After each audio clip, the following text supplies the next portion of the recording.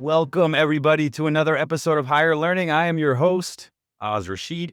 This is not just a podcast, my friends. It's a front row seat to how elite leaders build iconic teams. The kind of leaders who spot potential others overlook, who build cultures people don't want to lead, who set the bar, then raise it. Work and how we work is evolving at a rapid pace like no other time in our history. Our guests will give you insights on how to stay out in front when it comes to leadership, management, AI, and developing the skills that actually matter. Whether you're a founder, hiring manager, or just obsessed with building teams the right way, this is your spot. First time here, welcome. Hit that subscribe button, drop a rating, and tell a friend who gets it. To our longtime listeners, we really appreciate you. Thanks for your support.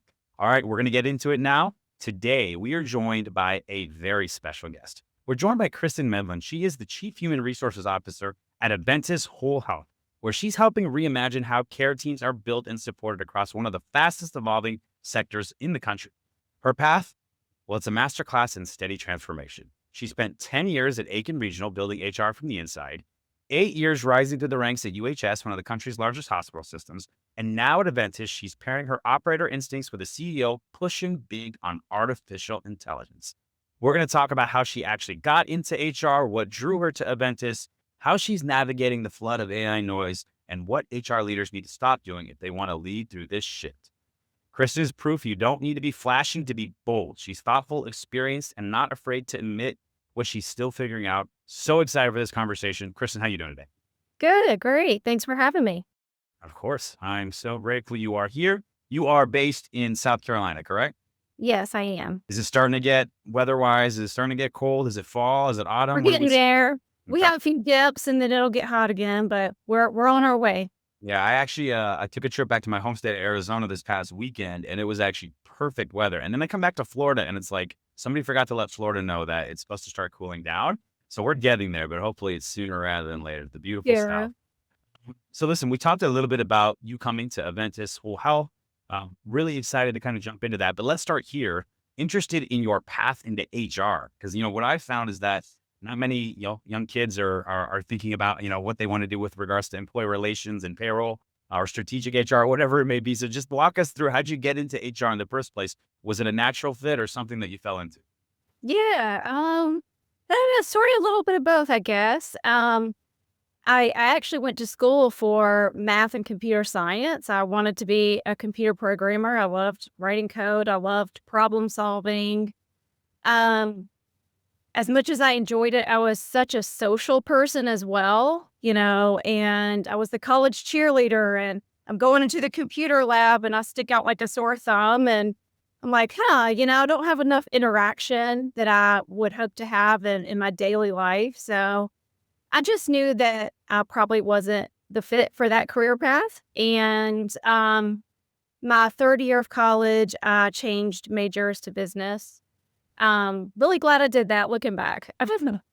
And so my first introduction to human resources was our HR class that I took. I loved it. I loved all the case studies and coming to a resolution. I ended up doing an internship in HR.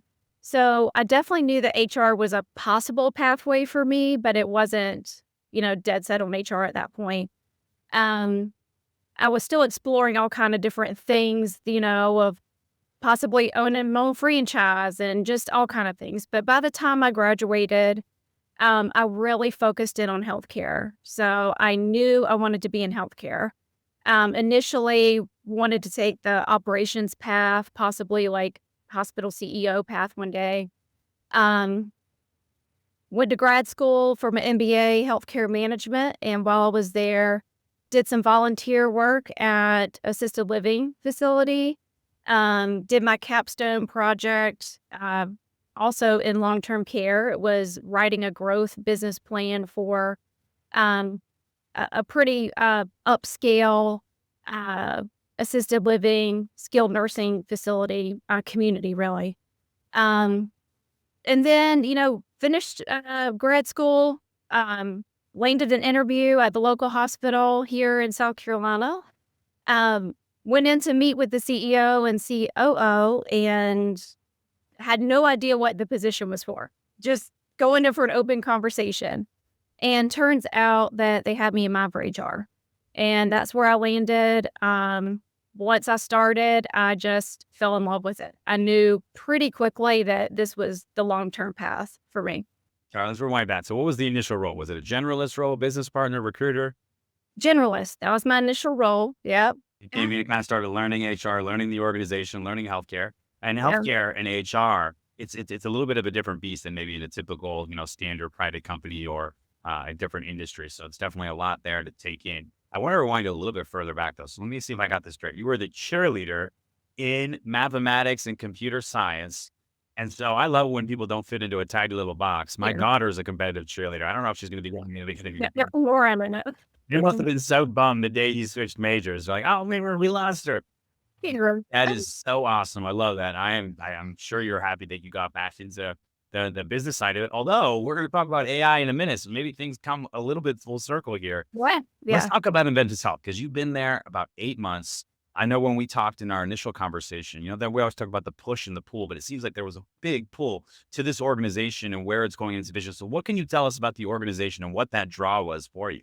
Yeah. Yeah. So Eventus WholeHealth, we are the country's leading provider of in-person integrated care for residents in long-term care facilities. So we have an integrated model of both primary care and behavioral health, focusing on those superior outcomes, safe deprescribing meds, reduction in emergency room visits for those residents. And what drew me to Aventis was just the very innovative, tech forward um, culture of Aventis was very exciting and appealing for me.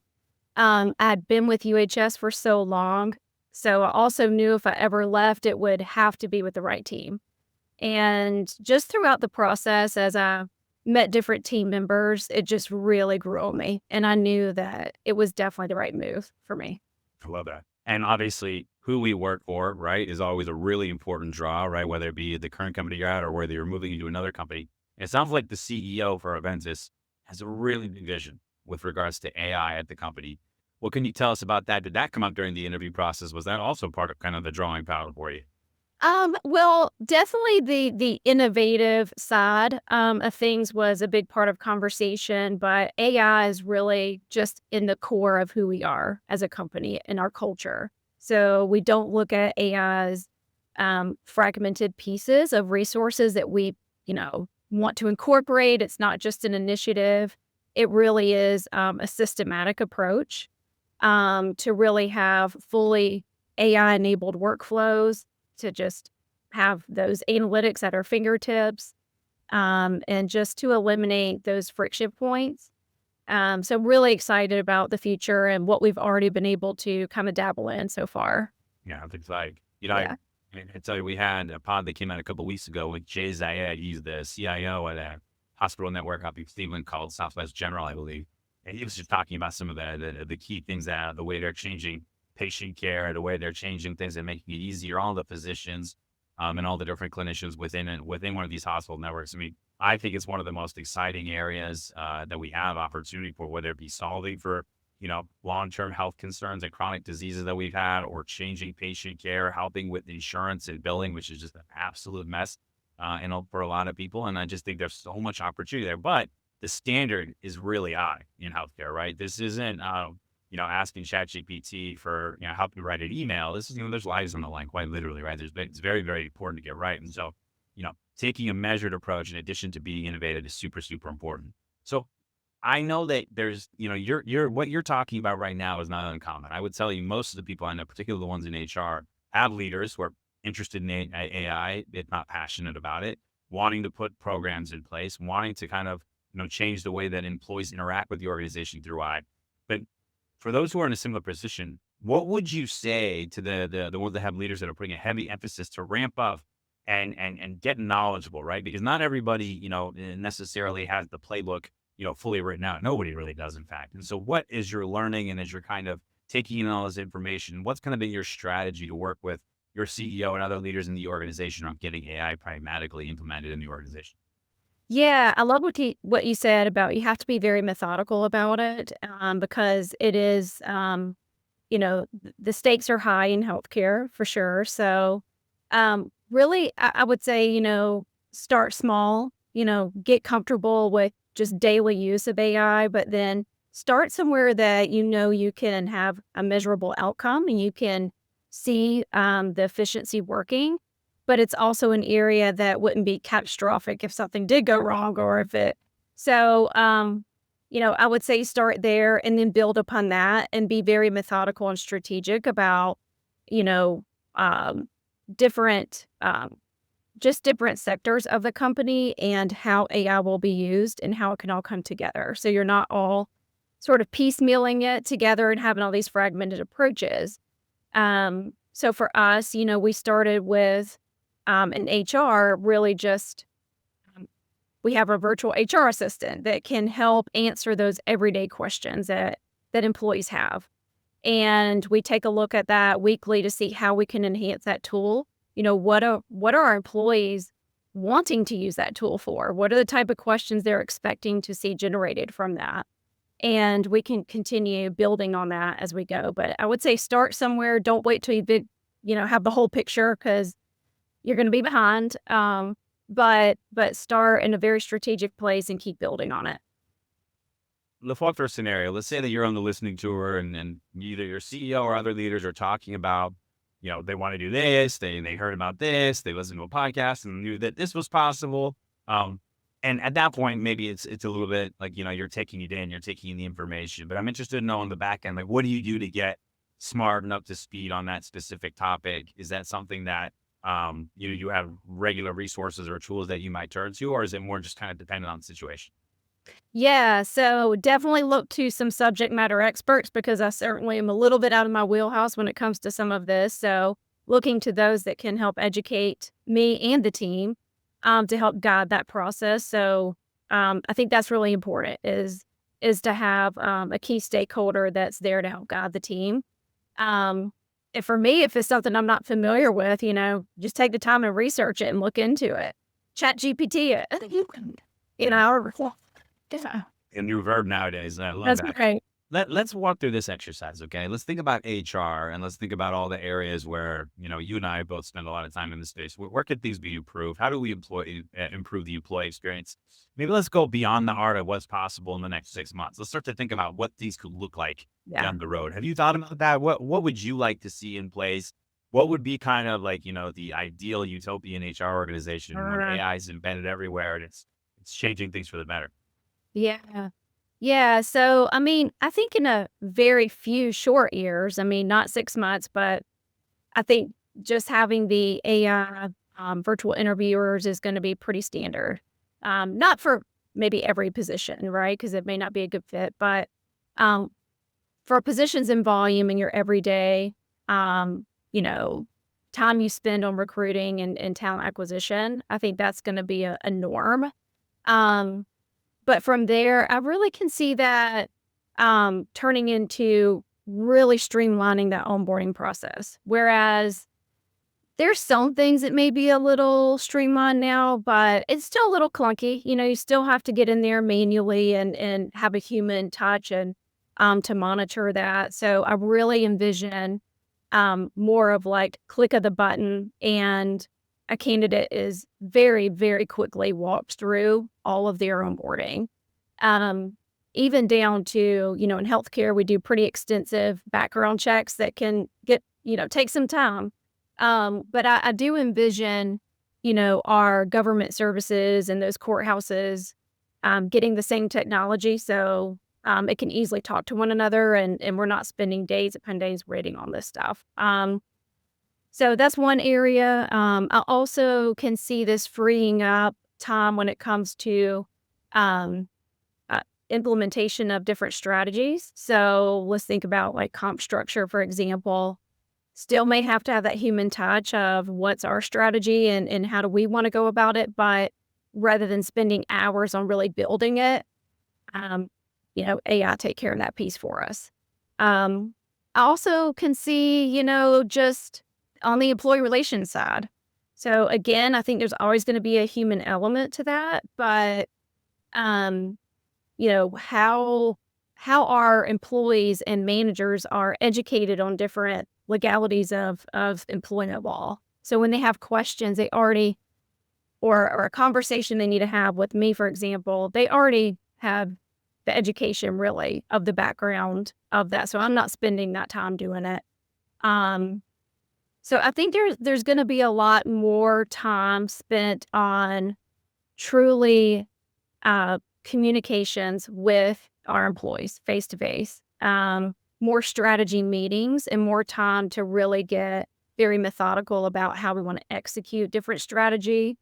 When we, unload all that administrative burden that we spend now. So yeah, I mean, you're right. Sometimes it's hard to wrap your head around like what all could be. But also really exciting to think about it. Every day I find myself thinking like, what could this look like in 10 years? Yeah. We're really frame that just because a lot of it is getting back to doing the work that we find purposeful, the work that we find challenging, getting out of some of the administrative and bureaucratic burdens that we have, that we created for ourselves in a lot of ways, but can really diminish your work satisfaction or even your work output in a lot of ways. So I'm totally with you on that. And, I was listening to a conversation the other day, and it really, this analogy of that humans are end to end, right? And AI is really middle to middle. So if AI does not have the capability right now to have conception of thought and think something soup to nuts all the way through, maybe 5 to 10 years, that will be the case. And I think it's longer than people realize. But what it can do is absolutely save a lot of time and give you back that time to be provided under value-added activity, which is 10x your productivity. You talked about the hiring aspect, and we built software in Aon that we've had a lot of customers using it for high volume positions. They want to get less attrition out of that. They want to be able to monitor it. We haven't necessarily used avatars or anything like that, but what we do is kind of make it easier for people to get things done faster, less post work, less pre work, right? And then also really kind of getting a real clear understanding of what works in the position. And to the point you can't really feel strongly just about the hiring aspect. The onboarding and the actual management of an employee is also really key to getting great people and having them be promoted or ones with tenure. And so we're going to move quickly to the onboarding phase there. And I know in the healthcare space, it's particularly important because there is a lot of, there's a lot of war for talent out there, quite frankly, just for nurses and clinicians and physicians. And that onboarding experience is really, really key to making sure somebody especially if they need to get different skills or learn a little bit more about the culture of your organization, that onboarding is super, super important. So I totally agree with you on that. I do think that what more we can customize that and treat each individual as a snowflake rather than just some boilerplate onboarding strategy or hiring strategy, I think the better off we're all going to be. And that is definitely a use case AI has that makes a ton of sense. Yeah. So if we're talking about hiring, let's dive right into it. Now, you worked, like we said, in healthcare for many, many years. You've built great teams. You know what you're looking for when it comes to hiring. So I want to start here. If you had to come up with what you would say is a core hiring philosophy, either for you and your team or what you would advise your organization, what comes to mind? Yeah.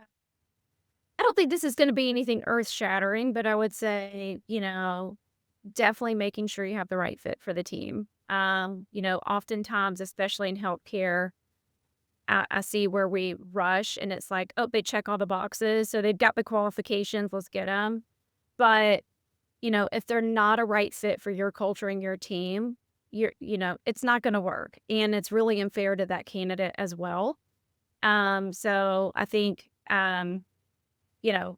just thinking back, I mean, we've all been there where we've had those moments where we're like, okay, let's go ahead. And we knew, we just didn't listen to to what our brain was telling us and our gut was telling us. And it doesn't work out. So, yes, I mean, qualifications and skill set are important. But I think, you get the right team member that really just fits the culture, and embraces, what the company's about. I think it'll be a very successful relationship. So finding the right talent for your team doesn't have to be a struggle. Meet Aon Hire, the world's first hiring experience management platform designed to transform the way you hire. Powered by AI, Aon Hire takes the hassle out of every step in the process. From smart resume analysis to customized interview questions, it saves you time, money, and effort. Plus, with real-time insights from every interview, you can quickly identify top candidates, reduce turnover, and stay on budget. And forget about note-taking. Aon Hire takes care of that for you. Ready to revolutionize your hiring process? Visit aonhire.com and get started today. Yeah, I think you're spot on. I usually ask a question later on about when you make a miss, where did you miss? And that sounds like that might have come up for you in the past. And it comes up for everybody, because if you think about when we hire, right, ultimately we're evaluating an individual against a job requirement, right? And a lot of times we're focusing a lot on what the manager feels like, who are they going to be able to work with. But to your point, how do they fit within their team? And even more systematically, how do they fill gaps that our team might have? How do they take what we have and are additive to it? I don't think enough thought is thought about that. It's usually like, yeah, we'll have the team interview. Hopefully they like him or her, and then we make the hire. But we're really not analyzing, like, what do we have that makes sense, right? What do we need to add to this team? How do we find somebody that's going to take us from, a sports analogy, a playoff team to a championship team, right? And I don't ever see hiring being talked about like that. I see it being looked at as very independent, right? And many times very random. And so that's something that I also think technology can really help with, and help us better understand not just who we want to hire, but who we already have and how all those pieces fit together. Because to your point, you're not doing anybody any favors if you bring somebody into a team that they're not going to be complementary, that they're not going to be a great fit for, whether it be behavioral or even skills wise. So I think you're spot on about that. Yeah, I was just going to say one thing I really intentionally look for, during the interview is I really visualize that person in that work setting with that team. I love that. And I try to picture them, and then I try to think, okay, I see them fitting, but I think of all the different things I know that, we're working on and initiatives we have. And I'm like, okay, where's their piece in this? Or what can they bring that maybe we don't have right now? So as I'm talking to them and I'm hearing about their experience, I'm actively doing those things. I love that. I think that's really smart. You're visualizing, manifesting, Yeah. right? And listen, that's not foolproof, but it's certainly better than just, let's make the hire. Because what happens is we get caught up with time, we get caught up with headcount, we get caught up in our biases.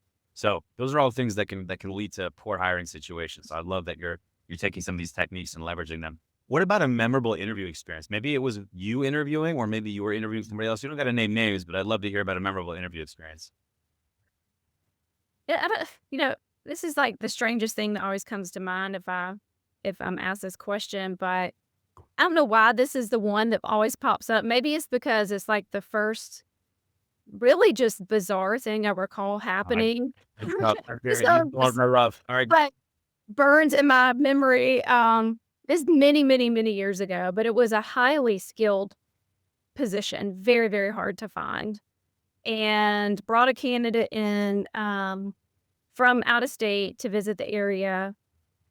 And during the interview in my office, she just comes back in the office and takes her shoes off and is like completely barefoot, holding her shoes, and it was just very odd. It was very just different. And Did she put her feet up on the table, or did she, ask for any spot more? Like holding her shoes with her, and just barefoot as could be, and got up The and high level positioning. This is walked like out of her hospital, left, walked through the parking lot, got in her car to leave barefoot, and I just that was very bizarre.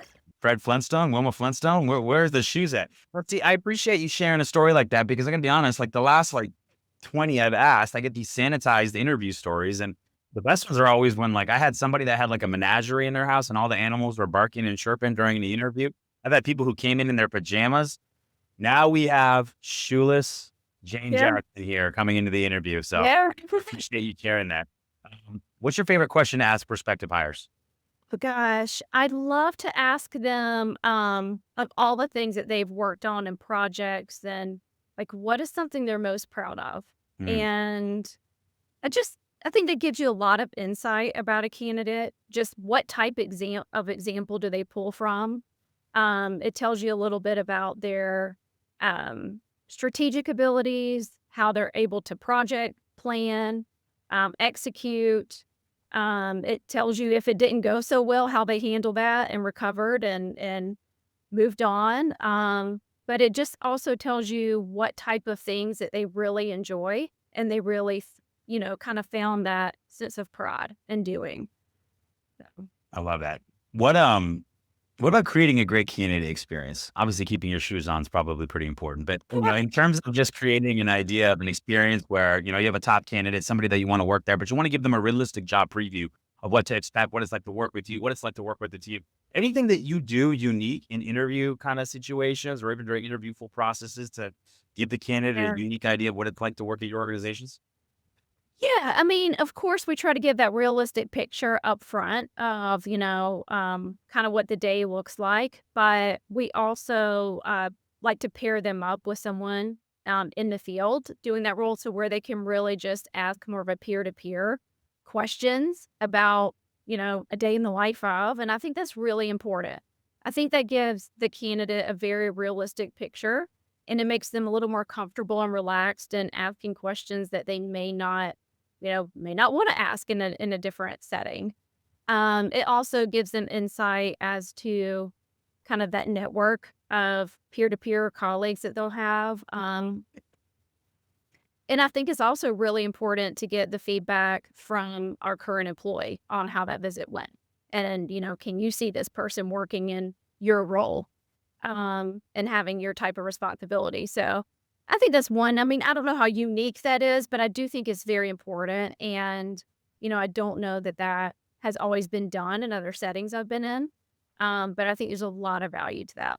Well, I just think that whatever we think is kind of common sense, or something that we think is like, happenstance, like it's usually not the case. Everybody's going about this in a very different way, and everybody's got a different idea of what's important. And some of the things that you would think are just kind of some of the simplest, most cliche Right. things tend to be the most profound things when it comes to having a great hiring experience and finding the right people that we talked about earlier for your organization.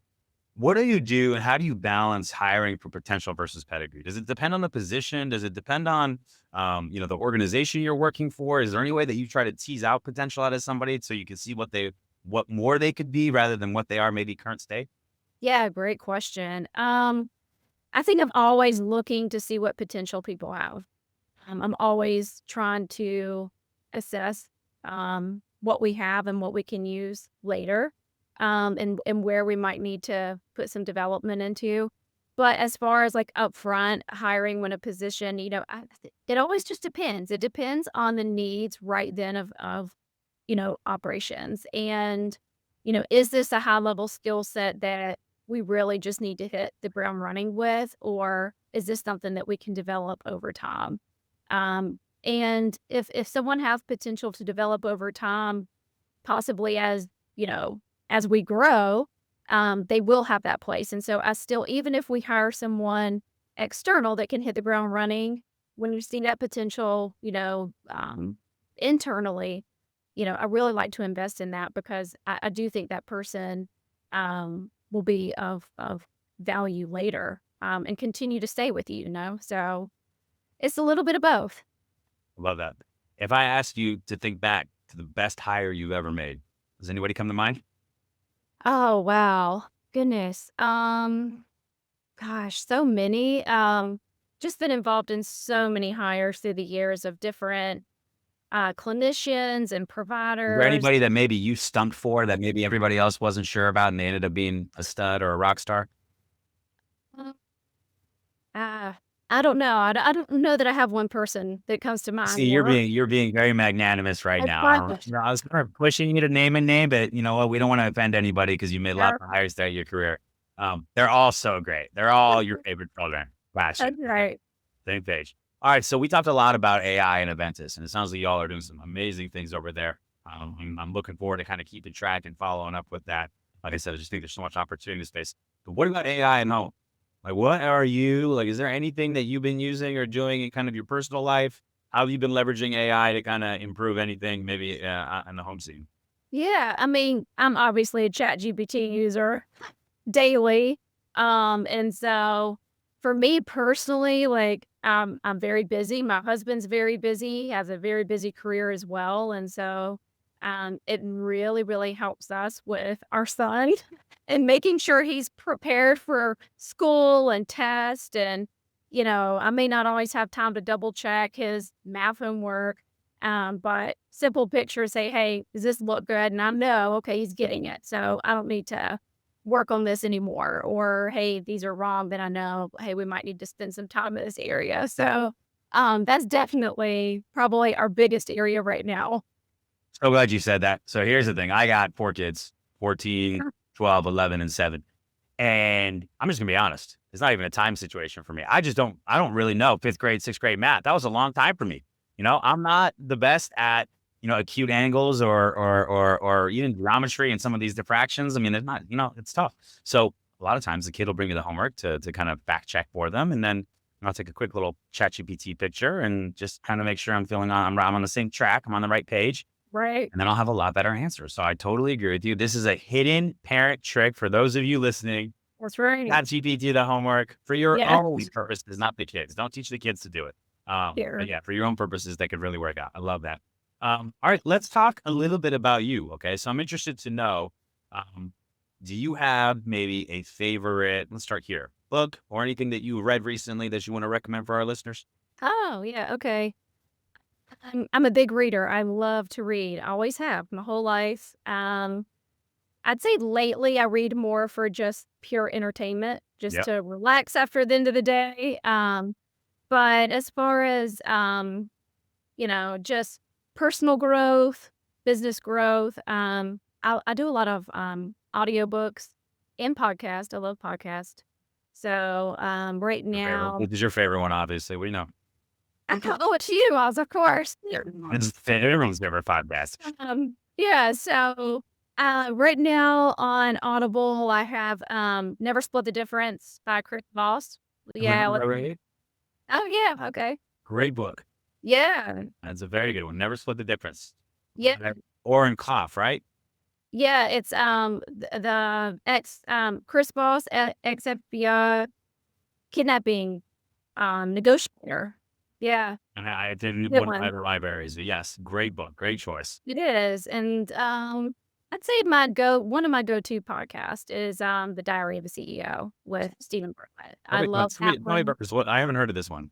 Oh gosh, you have to check it out. So, Diary of a CEO, he has subject matter experts from just a wide array of topics. So it could be health and fitness, and nutrition, which is something really important to me. So I listen to a lot of that content as well. It could be financial. It could be executive business coaching, professional coaching. Oh gosh, it's definitely a must add to your list. Definitely. I What- love Rupert podcasts. I love Yeah. I'll AI experts. He has wealth of knowledge on there. All right. I'm here for it. What's some advice you give your 20-year-old self that you didn't know then, but that you know now? Oh man, gosh, so many things. I think that I would say to myself, don't be so hard on yourself. Always take that time to self-reflect. I think that's very important. I do that probably daily. But in my younger years, I would just beat myself up I was just hard on myself. And I wish I would have stopped to realize that those moments that I'm thinking how I would have done something differently or learned from it, that I should be excited about those moments because that is development and that is growth and that is what is happening in that moment. And so I would say that for sure. Yeah, I mean, I hear that a lot when you're young. I mean, listen though, like there's so many kids at that age though, the 20s, that where they're not doing that enough, and then that they don't really fight through adversity and get to the point where they have the success they want to have. And it's with the balance, right? You don't want to be too hard on yourself because you want to hold yourself accountable, right? Especially Right. because once you get out of the real world, like maybe mom and dad aren't there to do that for you. Wake you up in the morning and make sure you're doing all day. So I think a Sure. lot about how I can instill this in my kids so that everything I'm doing is for when they're post 18 and they're having to make these decisions on their own. And the way I kind of look at it is, I'm kind of like upping the risk or the repercussion of the decisions that they can Mhm. make as they get closer to that age. Because we're Yeah. getting to the point where, ultimately that I'm not there to help them with that, and they're gonna have to make those decisions on their own. And being, hard on yourself to a degree in some ways can be good, but if it goes too far, you know what? You're gonna go into a spiral, or it's not gonna be a good situation. I thought you were gonna say don't take computer science. Don't major. That too. It cost me an extra semester of school, so I had to pay for it, didn't I? It was the best 5 years of my life, that's for sure. Yes. University of Arizona. All right, so we're going to ask our speed round here. You are from South Carolina. Sounds like you could have pulled that out of a lineup the minute you started speaking. But you've been in South Carolina your whole life, it sounds like, or close to it? Pretty much, yeah. Other than grad school, yeah. Okay, well, here we go. We are going to ask you some South Carolina-based questions. We're going to start here. We're going to do a layup. This is an easy one. In what ways is South Carolina better than North Carolina? Oh, my goodness, because, well, I would say that we have the best of everything. So we're close to Florida. We can get to Florida very easily. We can come vacation there. We can get to the mountains easily if we want to. We can get to the ocean. I can get to Atlanta. I can go to Columbia. I can get to Charlotte. So, Proximity. You're close to, you got a lot of proximity is great. And I can tell you, as somebody who lives in South Florida, my decision is which beach do we want to go to? Because it's takes 6-7 hours to get out of the actual state. And I love South Carolina because we drive through it all the time to get up to Pennsylvania Northeast, where my wife's family is from. So tell me, if I'm going to visit one place in South Carolina, where should I go? Oh gosh, that's tough. There's so many great ones. One place only. Yikes. I would say maybe Hilton Head. I love Hilton Head. I know Charleston, everyone loves Charleston, and that's kind of a go-to. But if you want something just a little bit different, not quite as touristy, but still, really pretty beach, great restaurants, laid-back environment, I would say Hilton Head. Yeah, I haven't been to Hilton Head. I've heard good things. There's good golf out there, to my understanding. I'm actually going to Myrtle Beach on a trip in April next year to go golf. So I'm excited to check that out. I've never been there either. Have been to Charleston numerous times, and I'm a big foodie, and so I love the food scene out there. Great city, great nightlife. Really, really like Charleston. So one of my favorite things. Yeah. What is the quintessential South Carolina meal? Oh my gosh. There's you'll probably get different answers depending on where you're at in South Carolina. I mean, barbecue's big here, just like so it is. what is it though? Because is it pulled pork there? Like what's the Carolina barbecue? Okay, pulled pork with the tangy vinegary sauce, right? Yes, or the yellow gold sauce is known in South Carolina too. Yeah. Okay, listen, I'm coming to South Carolina. Where am I going for barbecue? Oh man, you're gonna have me in trouble because there's so many competing points. You didn't pick your favorite hire, so you're gonna have to pick your favorite barbecue place. Let's see. So, if you're in upstate, I would say the Smoking Pig is a great place. Columbia area is City Limits, I believe is the name of it. Sorry if I messed that up, but there'll be a line wrapped around the door, so go early. Okay, City Limits and Smoking Pig. I love that. Okay, here we go. Now we're gonna ask you some actual state questions. Easy one. Nickname is? My nickname, Chris. No, of the state, South Carolina. The Palmetto State. There we go. What number state was it admitted to the Union? It's way earlier than I thought, by the way. Oh, wow. That's a hard one. I don't know. I would say, I don't have no idea. Hey, in 1788. 7. I was close. I was thinking maybe 7, but. Okay. 8. And then I'm going to ask you capital. You know this one. Columbia. And then, but you know the largest city? I would say probably Columbia or Greenville. Charleston. Charleston. I'm not very good at her. It is the 23rd state in terms of population rank. Okay, listen, we came on, we talked barbecue, we talked healthcare, we talked AI, and then we learned a little bit about South Carolina. This podcast has been all over the place, but that's what the people want. That's what the people listen for. That's why it's everybody's favorite podcast. Kristen, thank you for coming on. I really appreciate the time. Yeah, thanks for having me. Enjoyed it. We are going to be keeping track of everything going on at Eventus WholeHealth. Sounds like a very exciting time for you and the organization. Thanks again for coming on. All right. Thank you.